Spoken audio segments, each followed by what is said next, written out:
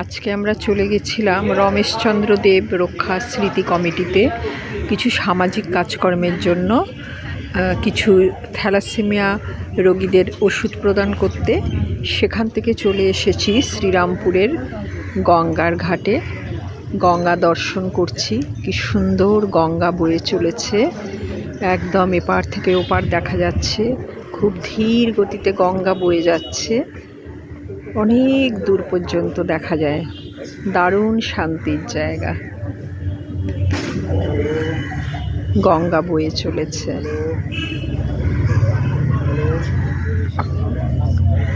ওই দূরে একটা নৌকো আসছে, নৌকোতে অনেক লোকজনও আছে।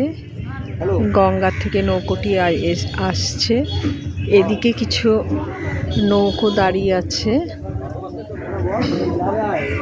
ওই যে নৌকোটি গঙ্গার এপার থেকে হয়তো অন্য কোনো পাড়ে যাচ্ছে।